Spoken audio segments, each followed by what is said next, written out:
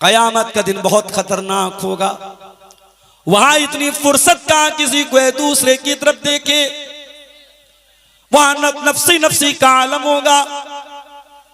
दुनिया में आप परेशानी में फंस जाते हैं, बेटा परेशानी में फंस जाता है, बाप काम आता है, बाप फंस जाता है, बेटा काम आता है, भाई फंस जाता है, भाई काम आता है, बीवी को खून की जरूरत है, शौहर खून दे देता है, शौहर परेशान हो जाए, बीवी साथ देती है। कयामत के दिन कोई किसी के काम नहीं आएगा। यौम यफिरुल मरउ मिन अखीह व उम्मिही व अबीही व साहिबतिही व बनीह लिकुल्लि इम्रिइन मिनहुम यौमइदिन शानुन युगनीह। कयामत के दिन इंसान अपने भाई को देख करके भागेगा, अपनी माँ को देख करके भागेगा, अपने बाप को देख करके भागेगा, अपने बच्चों को देख करके भागेगा। हर आदमी को अपनी फिक्र पड़ी होगी, अपनी चिंता होगी, अपनी टेंशन होगी। बल्कि वहां तो उल्टा मामला होगा। वहां तो बाप ये सोचेगा, अय अल्लाह मेरे बेटे को अजाब दे दे, मुझको छोड़ दे। बेटा सोचेगा अल्लाह मेरे बाप को पकड़ ले, मुझको छोड़ दे। भाई कहेगा अल्लाह मेरे भाई को पकड़ ले, मुझको छोड़ दे। यवद्दुल मुजरिमु लौ यफ्तदी मिन अज़ाब यौमिदिन बिबनी व साहिबतिही व अखी व फसीलतिही अल्लती तुवी। अय अल्लाह मेरी बीवी को ले ले, मुझको छोड़ दे। अय अल्लाह मेरे बच्चों को ले ले, मुझको छोड़ दे। मेरे खानदान को ले ले, मुझे छोड़ दे। अल्लाह फरमाएगा कल्ला, ऐसा हरगिज होने वाला नहीं है। हमारी अदालत में जो अपराधी होगा, जो मुजरिम होगा, जो कसूरवार होगा, उसी को पकड़ा जाएगा, किसी बेकसूर को नहीं पकड़ा जाएगा। आप गौर कीजिए, 9 करोड़ 30 लाख मील की दूरी पर यह सूरज है जिसकी गर्मी पूरी हम तक नहीं पहुंच रही है। ओजोन लेयर में रुक जाती है, उसके बाद जो थोड़ी बहुत गर्मी पहुंचती है वो हमसे बर्दाश्त नहीं होती। हम कड़ी दोपहर में घर के बाहर नहीं निकलते, घर में पंखा में, एसी में, कूलर में सोते हैं। जरा तसव्वुर करो मेरे प्यारे साथियों, कयामत का दिन कैसा होगा। अल्लाह के प्यारे नबी फरमाते हैं तुदन शम्सु यौमल क़ियामती कमिक़दारि मील। सूरज 1 मील की दूरी पर आ जाएगा। 1 मील यानी 1.6 किलोमीटर, 1.5 किलोमीटर की दूरी पर सूरज आ जाएगा। पसीने का ये आलम होगा। अल्लाह के नबी फरमाते हैं कोई टखने तक, कोई घुटने तक, कोई कमर तक, कोई सीने तक, कोई मुंह तक, कोई पूरा का पूरा पसीने में डूबा हुआ होगा। दुनिया में गर्मी का मौसम आता, आप कॉटन का कपड़ा पहनते हैं, आप मिक्स कपड़ा नहीं पहनते, आप ऐसा कपड़ा नहीं पहनते जिसमें हवा पास ना हो, आप कॉटन पहनते हैं, भारी भरकम कपड़ा नहीं पहनते। लेकिन जरा तसव्वुर करो मेरे प्यारे साथियों, कयामत का दिन होगा, मैदान महशर में तमाम के तमाम लोग नंगे लाए जाएंगे। इन्नकुम तुहशरून यौमल क़ियामती हुफ़ातन औरातन गुरला। ओ लोगो तुम कयामत के दिन नंगे बदन आओगे, नंगे पैर आओगे। और जिस तरीके से मां के पेट से पैदा होते हो, मुसलमान का बच्चा भी, गैर मुस्लिम का बच्चा भी बगैर खतने के पैदा होता है। कयामत के दिन अल्लाह ताला सबको बगैर खतने के उठाएगा, जैसे मां के पेट से पैदा हुए, नंगे बदन, नंगे पैर और बगैर खतने के अल्लाह ताला उठाएगा। अभी नबी ने इतना ही कहा था, हजरत आयशा कहने लगी अय अल्लाह के रसूल आप कह रहे हैं सारे लोग नंगे होंगे, अर्रिजालु वन्निसाउ जमीया। वहां तो लेडीज का इंतजाम अलग नहीं होगा, वहां तो औरतों के लिए पर्दे का इंतजाम नहीं होगा।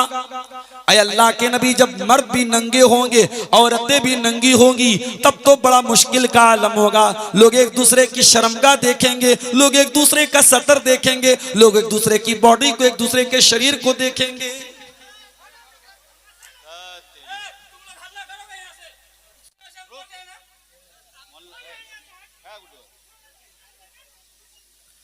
आप गौर कीजिए, अल्लाह के रसूल कयामत की बात कर रहे हैं और हजरत आयशा का दिमाग कहां जा रहा है। वो ये सोच करके चिंतित हैं, वो ये सोच करके टेंशन में हैं कि मर्द और औरत सब इकट्ठा होंगे तो बड़ी बेशर्मी होगी, बड़ी बेहयाई होगी।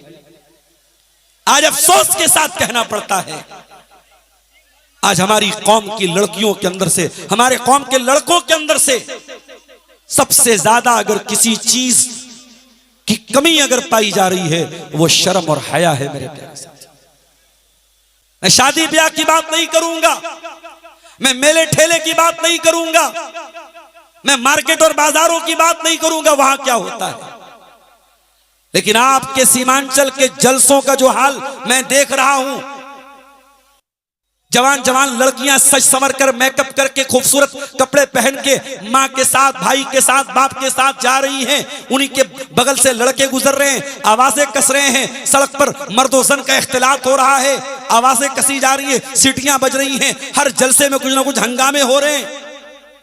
इस सूरत हाल पर और इस परिस्थिति पर भी हमें गौर करने की जरूरत है मेरे साथ। हर लड़के के हाथ में मोबाइल है, हर लड़की के हाथ में मोबाइल है, सोशल मीडिया है, इंस्टाग्राम है, स्नैपचैट है, फेसबुक है, व्हाट्सएप है। आज एक दूसरे से चैटिंग हो रही है, बातें हो रही हैं, हर तरीके की बातें हो रही हैं। रात को 2 बजे एक लड़का लड़की से बातें कर रहा है। ये क्या हालात है मेरे भाइयों, हमारी कौम के।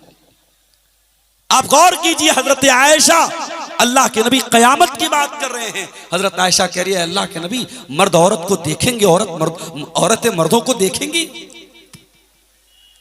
आपने फरमाया, ऐ आयशा, अल अम्रु अशद्दु मिन युहिम्मुहुम ज़ाका। ये तो दुनिया की अदालत में होता है, ये तो दुनिया की अदालतों में होता है। पुलिस आई, अरेस्ट कर लिया, न्यूज में, मीडिया में न्यूज आ गई, अखबार में न्यूज आ गई, फला को आतंकवाद के जुर्म में पुलिस ने पकड़ लिया। 10 साल 11 साल वो इंसान जेल में रहा, बीवी अपने शौहर से दूर रही, बच्चे माँ बाप से दूर रहे, और 11 साल के बाद अदालत ने बाइज्जत बरी कर दिया।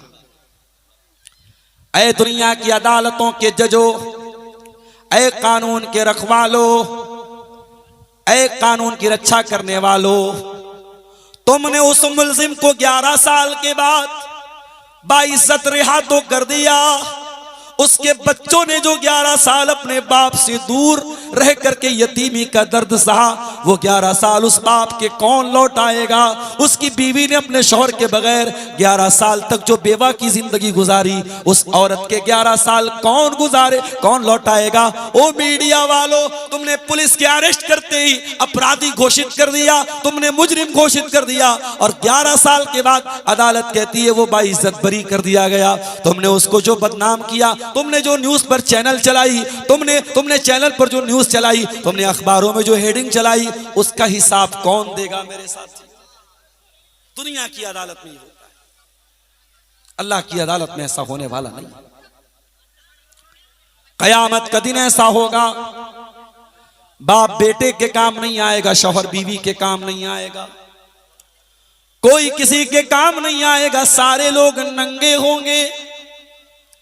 और सबसे पहले कपड़ा किसको पहनाया जाएगा? फरमाया व अव्वलु मन युक्सा इब्राहीम अलैहिस्सलाम, सबसे पहले इब्राहीम अलैहिस्सलाम को कपड़ा पहनाया जाएगा। जानते हो इब्राहीम को सबसे पहले कपड़ा क्यों पहनाया जाएगा? क्योंकि दुनिया में जब इब्राहीम को आग में डाला गया था, इब्राहीम के बदन से कपड़ा उतार करके आग में डाला गया था। अल्लाह का खलील आग में डाला गया, उसका अपराध क्या था, उसका जुर्म क्या था, उसको कसूर क्या था? वो एक अल्लाह की इबादत किया करता था, वो तौहीद का ऐलान किया करता था, और इसी अपराध की सजा दी गई इब्राहीम अलैहिस्सलाम को। और इब्राहीम के बदन से कपड़ा उतार करके उनको आग में डाला गया, ताकि जल्दी आग उनको जला डाले, ताकि जल्दी से उनकी त्वचा आग में जल जाए। ये अलग बात है कि इब्राहीम आग में गए और उनके बाल, उनके बदन का एक बाल भी आग में नहीं जल पाया, उनके जिस्म का, उनके शरीर का एक रोंगटा भी आग में नहीं जल पाया। अल्लाह ने आग से कह दिया, कुलना या नारु कूनी बरदम व सलामन अला इब्राहिम, ऐ आग तू मेरे खलील के लिए ठंडी हो जा और सलामती वाली हो जा। मेरे प्यारे साथियों, इब्राहिम दुनिया में सबसे पहले आग में डाले गए अल्लाह की तौहीद के लिए और उनके बदन से कपड़ा उतारा गया। इसीलिए कयामत के दिन सबसे पहले अगर किसी को कपड़ा पहनाया जाएगा तो इब्राहिम अलैहिस्सलाम को पहनाया जाएगा। आज दुनिया में जरा सी कोई मुसीबत आ जाए, आप देखें, अभी अमेरिका के हमले में भारत के 3 जहाजों पर अमेरिका की फोर्स ने हमला किया है। अभी आज की न्यूज है, उसमें 3 जहाजों में भारत के कई नागरिक मारे गए। उसमें एक ऐसा नौजवान भी मरा है जिसका बाप फलस्तीन में मरने वाले मासूम बच्चों के कत्ल पर सोशल मीडिया पर ट्वीट करता था कि फलस्तीन में जो बच्चे मर रहे हैं, गाजा में जो बच्चे मर रहे हैं, बहुत सही हो रहा है, उसको मुस्लिम से मुक्त कर देना चाहिए, इस्राइल की जय हो, इस्राइल की जय हो। जो बाप ये नारे लगाता था, आज उस बाप का जब अपना बेटा अमेरिका के हमले में मरा है, वो मीडिया के सामने रो रहा है, वो कैमरे के सामने रो रहा है। ऐ दुनिया वालों, जब तुम्हारे बच्चे मरते हैं तुम्हें दुख होता है, तो मुसलमानों के बच्चों के मरने पर खुशी मनाते हो। बहुत सही शेर कहा था, बहुत सही शेर कहा था हमारे हिंदुस्तान के बड़े मशहूर शायर राहत इंदौरी ने कि लगेगी आग तो घर जद में आएंगे और भी, यहाँ पे सिर्फ हमारा मकान थोड़ी है, यहाँ पे सिर्फ हम नहीं रहते हैं। मेरे प्यारे साथी, कैसी आवाज आ रही पीछे से? आप लोग जलसा कराते हो यार, क्यों जलसे के पास में सब झूला उला लगाते हो? मत लगाया करो भाई, स्टेज के पीछे हा हा हू करें, बताइए क्या बदतमीजी है भाई। उसको लगवाना ही तो थोड़ा आधा किलोमीटर दूर लगवाओ, स्टेज के पीछे। मैं सोच रहा हूं बच्चा रो रहा है, क्या बात है, बताइए झूला चल रहा है पीछे। कयामत के दिन की जो बेचैनी होगी मेरे प्यारे साथी, वो आप तसव्वुर नहीं कर सकते, इमेजिन नहीं कर सकते, आप अपने दिमाग में नहीं ला सकते कि कयामत के दिन का हाल कैसा है। कुरान करीम का 30वां पारा उठाइए और खास तौर से 3 सूरतों को गौर से पढ़िए। सूरे इन्फितार को पढ़ लीजिए, सूरे तकवीर को पढ़ लीजिए, सूरे इंशिकाक को पढ़ लीजिए। अगर कयामत का वीडियो देखना है तो कुरान की ये 3 सूरतें जरूर पढ़ लीजिए। इज़ा समाउन फतरत व इदल कवाकिबुन ततरत व इदल बिहारु फुज्जिरत व इदल कुबूर बुअतिरत अलिमत नफ्सुम मा कद्दमत व अखरत। जब आसमान फट जाएगा, जब सितारे बेनूर हो जाएंगे, सितारों की रोशनी खत्म हो जाएगी, जब समुंदरों को खौला दिया जाएगा, जब कब्रों को उखाड़ दिया जाएगा, कब्रों से मुर्दे बाहर निकल जाएंगे, उस दिन इंसान को पता चल जाएगा मा कद्दमत व अखरत, उसने आखिरत के लिए क्या किया, दुनिया के लिए क्या किया। हम और आप तो सिर्फ दुनिया के लिए जी रहे हैं। मकान कैसे अच्छा हो जाए, बच्चे कैसे अच्छी पढ़ाई पढ़ ले, बिटिया की शादी कैसे हो जाए, हमारी तो सारी चिंता, सारी टेंशन दुनिया के लिए है। और एक दिन सब छोड़ के हमें चले जाना है। सब ठाट पड़ा रह जाएगा जब लाद चलेगा बंजारा। ओ फॉर्च्यूनर पर नाज करने वालों, वो थार चलाने वालों, वो अपाचे की बाइक पर स्टाइल मारने वालों, स्टंट मारने वालों, एक दिन आएगा तुम अपनी कब्र में चले जाओगे, तुम्हारी अपाचे कोई और चलाएगा, तुम्हारी फॉर्च्यूनर की स्टीयरिंग कोई और संभालेगा, तुम्हारी थार को कोई और चलाएगा, तुम्हारे बेडरूम में कोई और सोएगा। ओ मेरी प्यारी माँ और बहनों, कपड़ों से वरात के पीछे भागने वाली हो, ओ मेकअप के पीछे भागने वाली हो, अपने चेहरे पर तरह तरह की क्रीम और पाउडर लगाने वाली हो मेरी बहनों, एक दिन आएगा तुमको कफना बनाया जाएगा। उस दिन तुम्हारे चेहरे पर कोई फाउंडेशन नहीं लगाया जाएगा, कोई फेस क्रीम नहीं लगाई जाएगी, कोई फेस पाउडर नहीं लगाया जाएगा, तुम्हारे होठों पे कोई लिपस्टिक नहीं लगाई जाएगी। ओ मेरी प्यारी माओ बहनों, तुम्हें मामूली पानी में नहलाया जाएगा, कोई साबुन भी इस्तेमाल नहीं किया जाएगा, नॉर्मल तुमको नहलाया जाएगा। हाय हाय मेरी बहनों, मेरी माओ, जरा सोचो, तुम दुनिया में कपड़ों पर नाज करती हो, अरे मरने के बाद तुम इतनी बेबस हो जाओगी, तुम्हारा कपड़ा भी तुम अपने से उतार नहीं पाओगी, तुम्हारा कपड़ा भी कोई और उतारेगा, कैंची से काट करके तुम्हारे कपड़े को बदन से जुदा किया जाएगा। और ये खूबसूरत शरीर, ये खूबसूरत बदन मिट्टी में मिल जाएगा। मेरे प्यारे साथी, मिन्हा खलकनाकुम, इसी मिट्टी से हमने तुमको पैदा किया है, व मिन्हा नुखरिजुकुम, और इसी मिट्टी से हम तुम्हें निकालेंगे, व फीहा नुईदुकुम तारतन उखरा, और इसी मिट्टी में दोबारा तुमको डालेंगे। मिट्टी से पैदा किए गए और मिट्टी में दफनाए जाओगे और इसी मिट्टी से कयामत के दिन निकाले जाओगे। इंसान की हकीकत यही है मेरे साथ, मिट्टी से पैदा हुआ है, मिट्टी में जाएगा और कयामत के दिन मिट्टी से निकलेगा, सब ठाट पड़ा रह जाएगा जब लाद चलेगा बंजार। वो कयामत का दिन कैसा होगा? अल्लाह कुरान के 30वें पारे में फरमाता है, इज़ा शम्सु कुव्विरत, जब सूरज को लपेट दिया जाएगा। आज सूरज की गर्मी से सोलर पावर बनाया जा रहा है, बड़े बड़े शहरों में पूरा कारखाना सोलर पावर से चल रहा है, पूरे रेलवे स्टेशन सोलर पावर से चल रहे हैं। इतनी शक्ति है सूरज के अंदर, इतनी ताकत है सूरज के अंदर, उसके पावर से आज बिजली बन रही है, सोलर पावर बन रहा है। गौर करो, ये सूरज लपेट दिया जाएगा। इज़ा शम्सु कुव्विरत वइज़न नुजूमुन कदरत, और सितारे बेनूर हो जाएंगे, सितारों की रोशनी छीन ली जाएगी। वइज़ल जिबालु सुय्यरत, ये बड़े बड़े पहाड़ जिनको तोड़ करके आज इंसान रास्ता बना रहा है, ये रुई के गाले की तरह हवा में बिखेर दिए जाएंगे। वइज़ल इशारु उत्तिलत, और 10 माह की गाभिन ऊँटनियों को लोग अपने हाल पे छोड़ देंगे।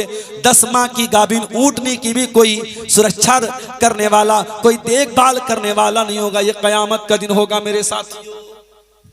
अब आइए जरा उस आयत की तरफ जो खुतबा मसूना में मैंने आपके सामने पढ़ी थी। या अय्युहन्नासुत्तकू रब्बकुम इन्न ज़लज़लतस्साअति शैउन अज़ीम, ऐ लोगों अपने परवरदिगार से डरो, कयामत के दिन का जलजला बड़ा खतरनाक होगा। यौम तरौनहा तज़लु कुल्लु मुर्ज़ियतिन अम्मा अर्दात, उस दिन तुम देखोगे कि दूध पिलाने वाली माँ भी अपने बच्चे से गाफिल हो जाएगी। दुनिया में माँ से ज्यादा कोई मोहब्बत नहीं करता है अपने बच्चे से, जितनी मोहब्बत एक माँ करती है अपने बच्चे से। मध्य प्रदेश में एक हादसा हुआ, एक पानी का जहाज पानी में डूब गया, उसमें एक औरत जिसने लाइफ जैकेट पहना हुआ था, अपने बच्चे को बचाने के लिए वो औरत डूब गई, मर गई। वो चाहती, उसके पास लाइफ जैकेट था, वो अपने आप को बचा सकती थी, मगर अपने बच्चे को बचाने के लिए वो औरत मर गई, खुद भी मर गई, बच्चा भी मर गया। और जब उस औरत की लाश मिली थी तो मीडिया ने उसका फोटो दिखाया, उस औरत ने अपने मासूम बच्चे को मरने के टाइम भी सीने से लगाया था। ये माँ होती है मेरे प्यारे साथी, माँ मर जाएगी मगर अपने बच्चे के साथ कभी बेवफाई नहीं करती है। मगर ये बच्चे होते हैं जो वक्त आने पर माँ के साथ और बाप के साथ बेवफाई करते हैं। मेरे नौजवानों, बड़े फक्र से लोग कहते हैं मुझे इतने बेटे हैं, इतने बेटे हैं, और बेटियों को लोग हकीर समझते हैं। और वक्त आता है तो बेटे अपने माँ बाप को रोटी तक नहीं देते, और बेटी तो बेचारी अपने माँ बाप को जन्नत तक पहुंचाने का काम करती है मेरे साथी। इसलिए कभी बेटी को हकीर मत समझना। अभी सदलपुर में मुझे एक निकाह पढ़ाना था, चूंकि यहां आने में लेट हो रहा था, मैं निकाह नहीं पढ़ा पाया। और जिनकी लड़की की शादी थी उन्होंने बड़े प्यार से बुलाया था, मैं वहां गया। उन्होंने कहा मौलाना मुझे 11 बेटियां हैं, 11 बेटियों के बाद अल्लाह ने एक बेटा दिया है। मैंने कहा क्या करते हैं आप, सरकारी नौकरी में है क्या आप? बिजनेसमैन है क्या? बोले नहीं मौलाना, खेती बाड़ी करता हूं। खेती बाड़ी करने वाला इंसान 11 बेटियों का बाप है और चेहरे पर सुकून है मेरे प्यारे साथियों, कोई टेंशन और कोई फिक्र नहीं। इसलिए औलाद वालों, अल्लाह से सिर्फ औलाद ना मांगा करो, अल्लाह से नेक औलाद मांगा करो। कयामत के दिन दूध पीते बच्चे को मां छोड़ के भाग जाएगी। वतदौ कुल्लु ज़ाति हमलिन हमलहा, और भय का यह आलम होगा, डर का यह आलम होगा कि प्रेग्नेंट औरतों का हमल साकित हो जाएगा, गिर जाएगा, उनके पेट का बच्चा खत्म हो जाएगा, डर की वजह से, दहशत की वजह से, खौफ की वजह से।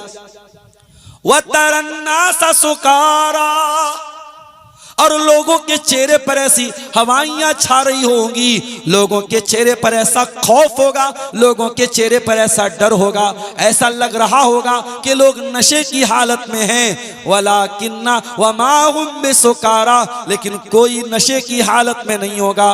वलाकिन्ना अज़ाबल्लाहि शदीद, अल्लाह का अज़ाब बड़ा दर्दनाक होगा। ये कयामत का दिन होगा मेरे साथ।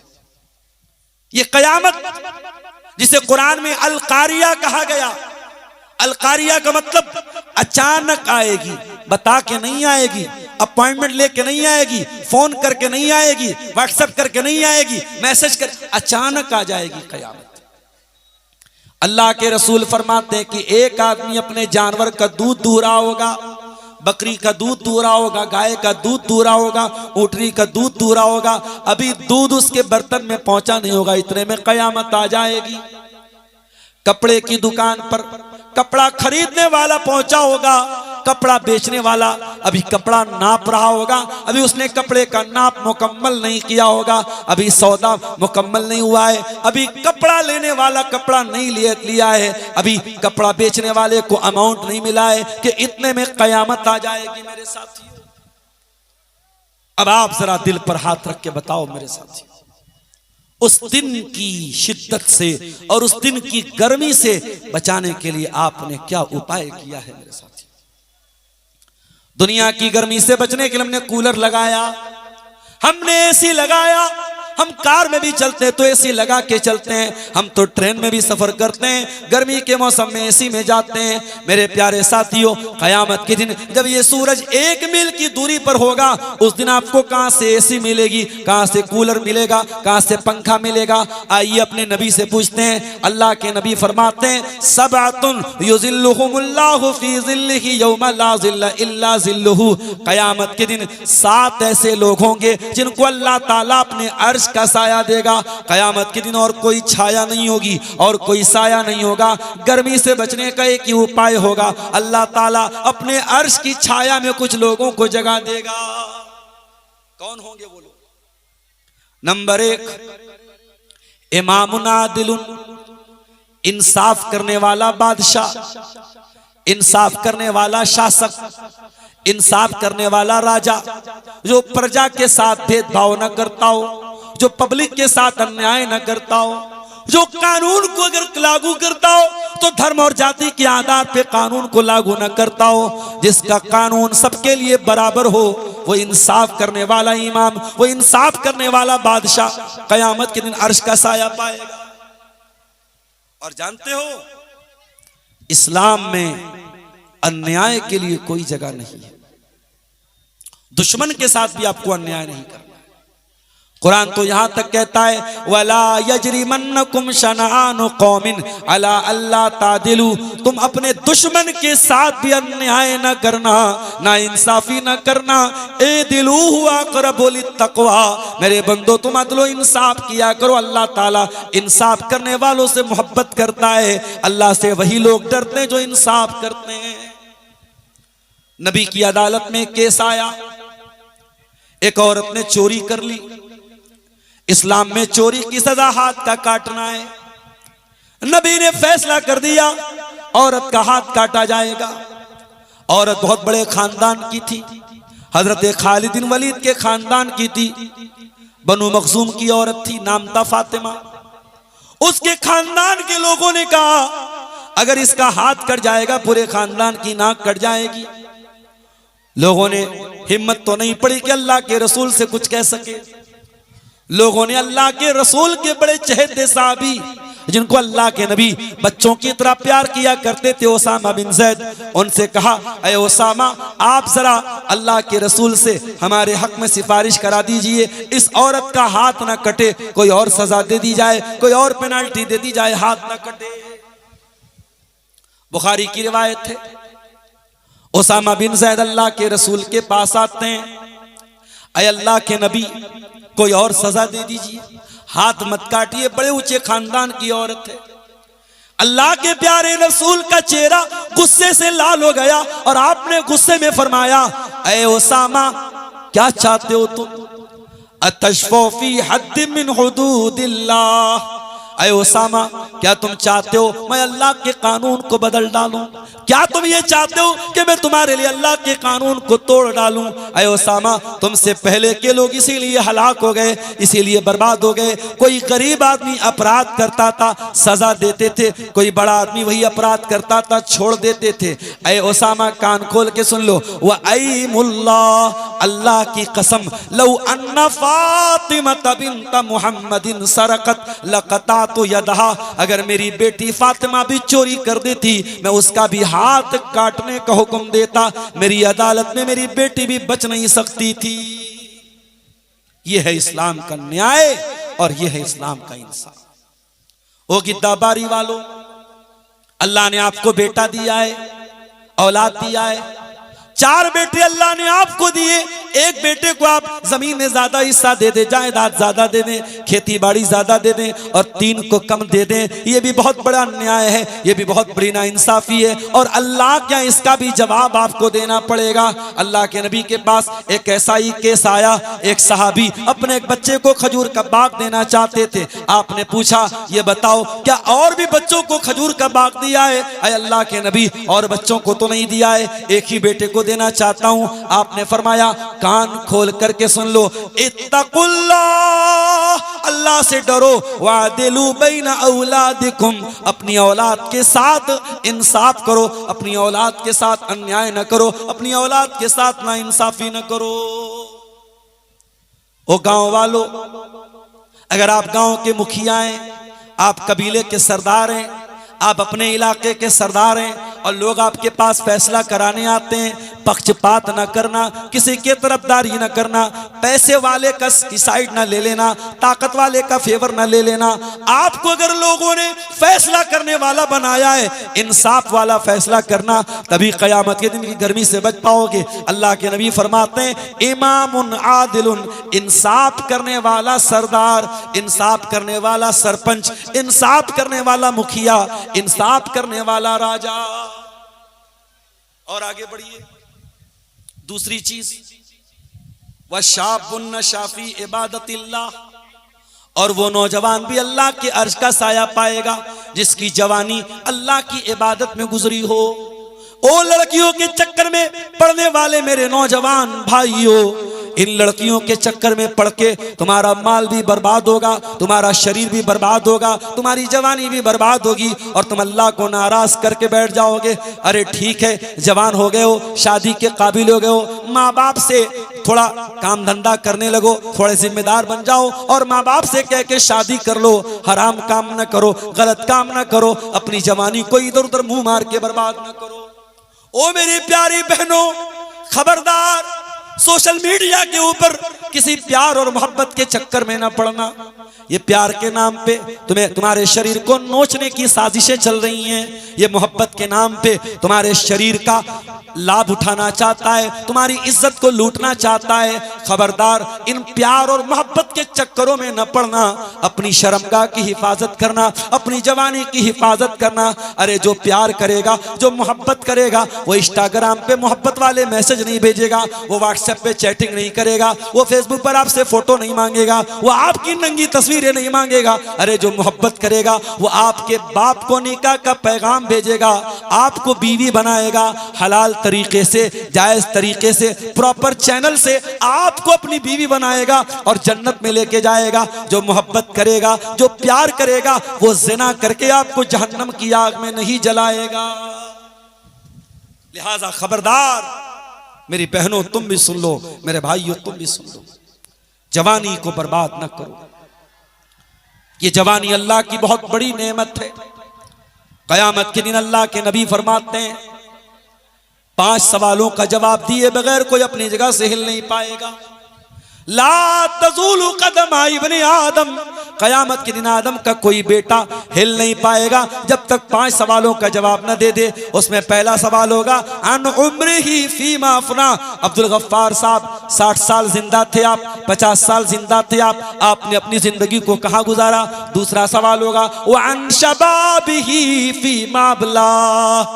ऐ मेरे बंदे, जब तू 18 साल का हो गया, 16 साल का हो गया, कहीं ऐसा तो नहीं सलमान खान के जैसा बाल रखता था, रोनाल्डो के जैसा बाल रखता था, तू कानों में बाली पहनता था, तू गले में लॉकेट पहनता था, तू हाथ में कड़ा पहनता था, तू चैन पहनता था, तू सुअरों और बंदरों के जैसा बाल रखता था, तू ये नंगे धड़ंगे लोगों के जैसा लिबास पहनता था, कहीं ऐसा तो नहीं तू फैशन के चक्कर में बंदरों के जैसा बाल रखता था। तू बता तेरी जवानी कहाँ गुजरी। तूने जवानी में कहीं ऐसा तो नहीं शराब का नशा किया, सिगरेट का नशा किया, तूने बाइक से स्टैंडर्ड दिखाए, तूने लड़कियों को रिझाने के लिए गलत काम किए। वअन शबाबिही फीमा अबला, जवानी को तूने कहाँ गुजारा। हेलो, जनरेटर का तेल खत्म हो गया है, जिसकी जिम्मेदारी है जनरेटर में तेल डाल दें। इसीलिए अल्लाह के रसूल फरमाते हैं अल्लाह ताला उस नौजवान से मोहब्बत करता है जो नौजवान इन्नल्लाह लयूजिबु बिश्शाबी लैसा लहू सबवा, जो नौजवान अपनी जवानी का मिसयूज न करता हो, दुरुपयोग न करता हो, जो अपनी जवानी में अपने आप को कंट्रोल करता हो, जो अपनी इच्छाओं को कंट्रोल करता हो, अपने आप को नाजायज कामों से बचाता हो, वो नौजवान अल्लाह ताला उससे मोहब्बत करता है। मेरे नौजवानों, इबादत में गुजारो अपनी जवानी को। ठीक है, मैं ये नहीं कहता कि आप तहज्जुद ही पढ़ें, यह अलग बात है। कोई तहज्जुद पढ़ता है तो बहुत अच्छी बात है। आज जुमा का दिन था, फजर की नमाज आपने अगर मस्जिद में पढ़ी होगी, इमाम साहब ने पहली रकात में सूरह सजदा पढ़ाई होगी और सूरह सजदा में ये आयत भी आपने पढ़ी होगी ततजाफा जुनूबुहुम अनिल मज़ाज। अल्लाह कहता है मेरे कुछ ऐसे भी बंदे होते हैं जब दुनिया रात में बिस्तर पे सोती रहती है, इंस्टाग्राम में लगी रहती है, फेसबुक पे लगी रहती है, दुनिया अपने अपने कामों में मशगूल रहती है। ततजाफा जुनूबुहुम अनिल मज़ाज, मेरे कुछ बंदे ऐसे होते हैं जो बिस्तर से अलग रहते हैं। ततजाफा जुनूबुहुम अनिल मज़ाज यदऊन रब्बहुम, वो अपने रब से दुआएं करते हैं, खड़े होकर दुआएं करते हैं, बैठ कर के दुआएं करते हैं। मेरे प्यारे साथियों, तहज्जुद की नमाज आपको पढ़ने की तौफीक मिलती है तो बहुत अच्छी बात है। अगर तहज्जुद नहीं पढ़ते हो तो कम से कम 5 टाइम की नमाज की पाबंदी करो। ये दूसरा आदमी है जिसको क़यामत के दिन अल्लाह के अर्श का साया मिलेगा। तीसरा आदमी फरमाया वरजुलुन क़ल्बुहु मुअल्लक़ुन बिल मसाजिद, क़यामत के दिन अल्लाह ताला अपने अर्श का साया उस नौजवान को भी देगा, उस औरत को भी देगा, उस आदमी को भी देगा जिसका दिल नमाज में अटका हो। हमारा दिल तो मोबाइल में अटका है, हमारा मोबाइल तो चंद मिनट के लिए डिस्चार्ज हो जाए हम तड़पने लगते हैं बगैर पानी की मछली की तरह। पता नहीं किसका किसका कॉल आया होगा, किसका किसका मैसेज आया होगा। हर 5 मिनट में मोबाइल खोल के देखते हैं किसका कॉल आया, किसका मैसेज आया। ओ लोगों, हमने मोबाइल से दिल लगाते हुए देखा है, हमने लड़कियों से दिल लगाते हुए देखा है, हमने वीडियो गेम से दिल लगाते हुए देखा है, लेकिन अल्लाह के कुछ बंदे ऐसे होते हैं जो नमाज के साथ अपना दिल लगा लेते हैं। अल्लाह के नबी फरमाते हैं जो नमाज के साथ अपना दिल लगा लेगा, जो मस्जिद के साथ अपना दिल लगा लेगा, उसको अल्लाह अपने अर्श का साया देगा। मस्जिद में आप दाखिल हुए, मौसिन साहब झाड़ू दे रहे थे, आपने कहा यह काम तो मौसिन का है, मैं नहीं करूंगा। एक सोच तो यह है मौसिन झाड़ू दे रहा मैं नहीं दूंगा, और एक सोच ये है अगर अपने घर में झाड़ू दे सकता हूं, यह अल्लाह का घर है। मौसिन साहब दीजिए मैं थोड़ा सा झाड़ू लगा दूं, मौसिन साहब दीजिए मैं थोड़ा सा चटाई को बिछा देता हूं, मैं थोड़ी मस्जिद की खिदमत कर देता हूं, मस्जिद की तामीर का काम चल रहा है, 2-4 ईंटें मजदूरों को मैं उठा के दे देता हूं, 2-4 मेरे भी पसीने की बूंदें मस्जिद में शामिल हो जाएं। ये सोच भी हो सकती है मेरे प्यारे साथियों। अगर आपका दिल मस्जिद से लगा हुआ है तो ये चीज भी कयामत के दिन अल्लाह के अर्श का साया आपको देगी। इसलिए नमाज की पाबंदी करो मेरे साथी, ऐसी पाबंदी करो। क्या तमाशा है भाई, ऐसी पाबंदी करो कि इशा की नमाज पढ़ के सो जाओ तो फजर की चिंता हो, फजर पढ़ के आओ तो जोहर की प्लानिंग करो, जोहर पढ़ के आओ तो असर की प्लानिंग करो, हर नमाज की चिंता हो, हर नमाज को जमात के साथ टाइम के ऊपर पढ़ो। ये ऐसी चिंता, ऐसी फिक्र आपके अंदर पैदा हो जाए तो कयामत के दिन अल्लाह ताला आपको अपने अर्श का साया देगा। और आइए जल्दी जल्दी बयान कर देते हैं।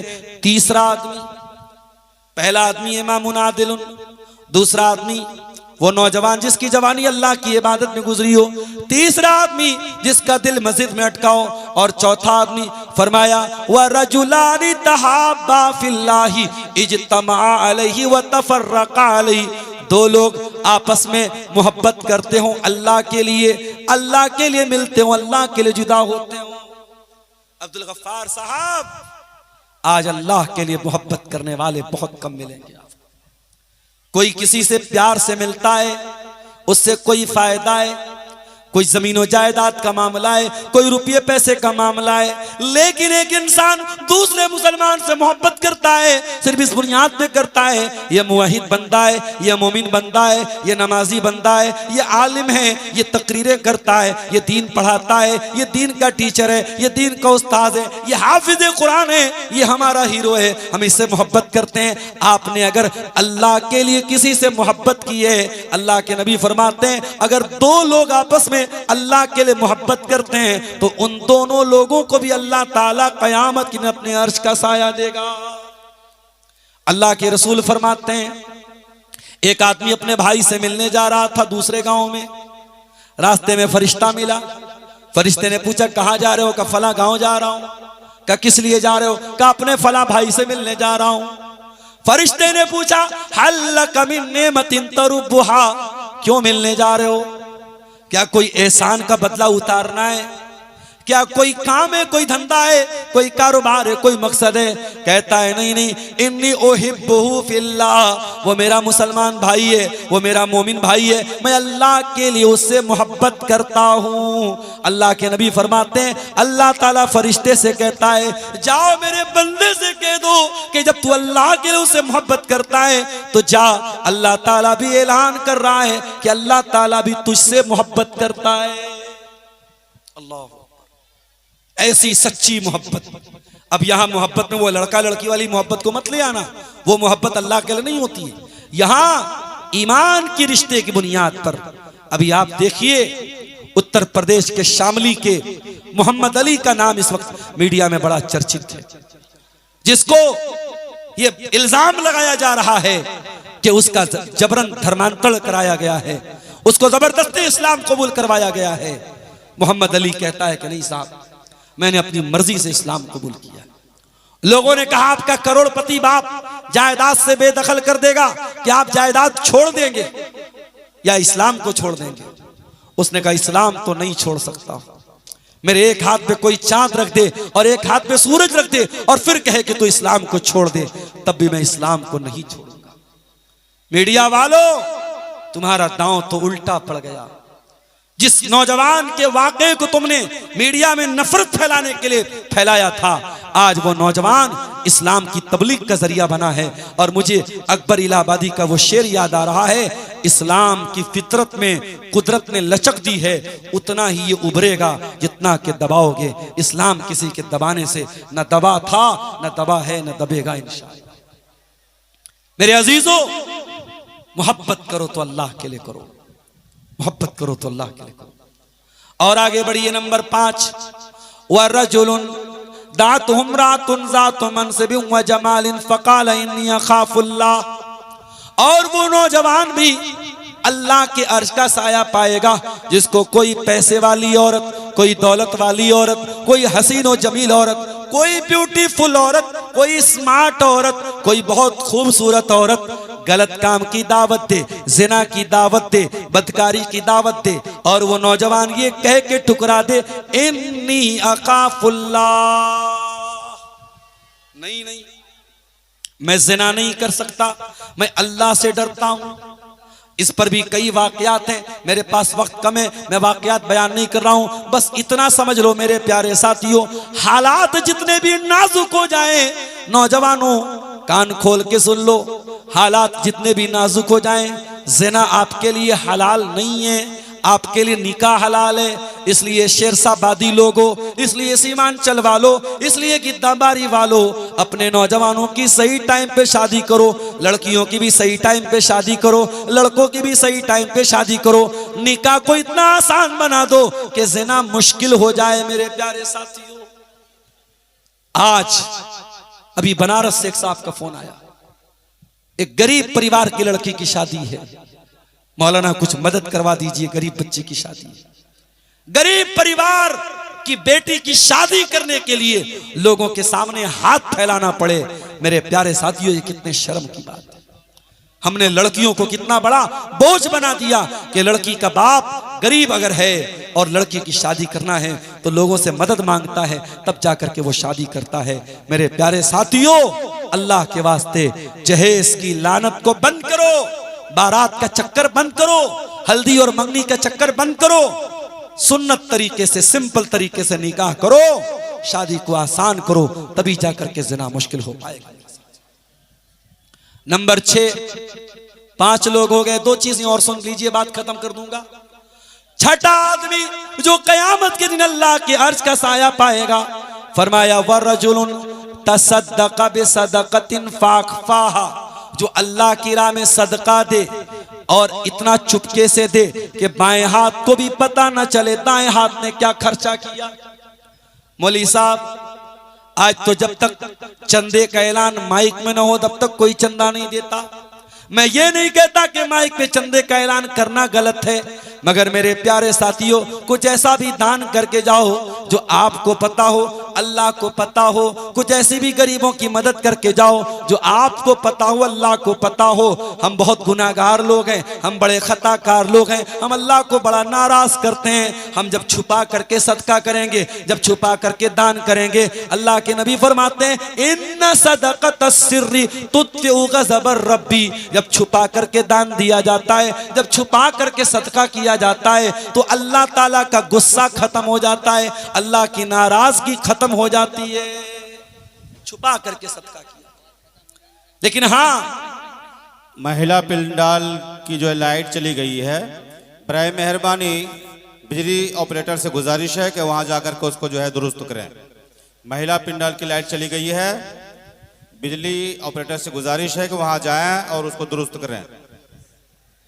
मेरे साथियों, छुपा करके सदका करो, ये चीज आपको कयामत के दिन अल्लाह के अर्श का साया देगी। लेकिन हाँ, अभी मकई की खेती आपकी मुकम्मल हुई है, पैदावार हो रही है, धान पैदा होता है, अनाज पैदा होता है।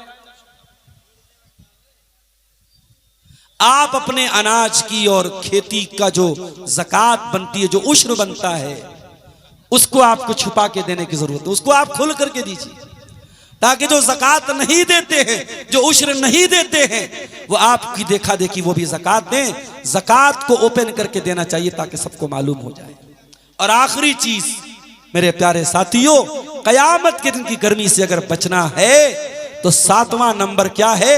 अल्लाह के नबी ने फरमाया वरजुलुन ज़करल्लाह खालियन फफाज़त ऐनाह, वो इंसान जो अकेले में अल्लाह को याद करता हो और उसकी आंखों से आंसू बह जाते हो। अरे पब्लिक के सामने रो दिए तो कौन सा कमाल है, मजमे के सामने आंसू बहने लगे तो कौन सा कमाल है।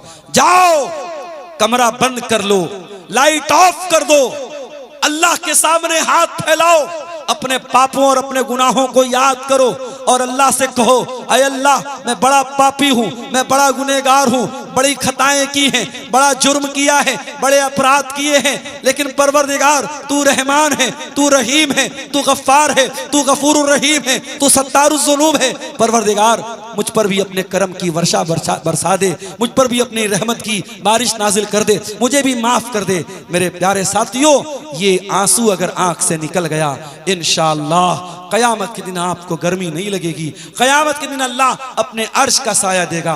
अल्लाह के नबी फरमाते हैं, दो आंखें ऐसी हैं जिसको जहन्नम की आग छू नहीं सकती है।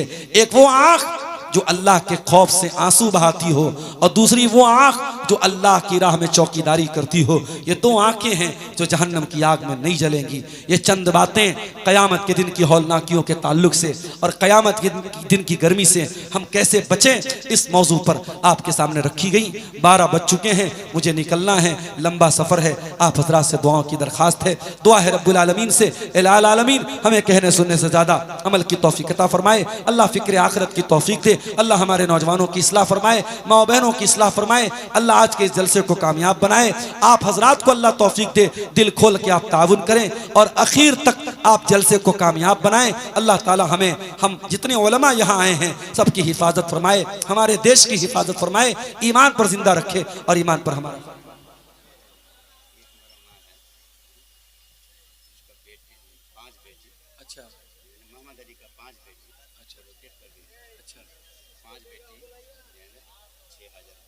वो सब बेटी मिलके दिया है। क्या नाम है? मोहम्मद अली साहब इंतकाल हो गया ना उनका। मोहम्मद अली साहब मरहूम हैं, उनकी अहलिया हैं और उनकी 6 बेटियां हैं। उन बेटियों ने मिल करके ये 6000 रुपया ताउन पेश किया है। एडमिट है उनकी, मोहम्मद अली साहब की बहन है, अच्छा बेटी, उनकी कोई बेटी है, वो दिल्ली में एडमिट हैं, बीमार हैं। अल्लाह ताला उनको शिफाए कामिला अजला अता फरमाए, मोहम्मद अली साहब की मग़फ़िरत फरमाए, उनकी बेटियों की अल्लाह ताला हिफाजत फरमाए और उनके इस चंदे को कबूल फरमाए।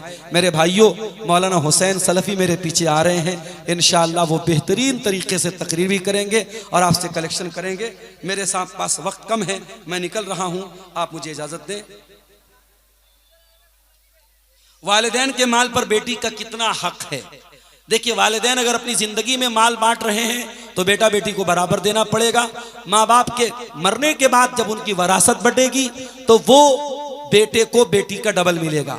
जिस हिसाब से बेटे बेटियों की तादाद होगी उसी हिसाब से उसको कैलकुलेट कर दिया जाएगा, लेकिन हिस्सा ऐसे लगेगा कि बेटे को बेटी का डबल मिलेगा। लेकिन जिंदगी में अगर देगा तो बराबर बराबर देना पड़ेगा। वल्लाहु आलम बिस्सवाब। वस्सलामु अलैकुम वरहमतुल्लाह।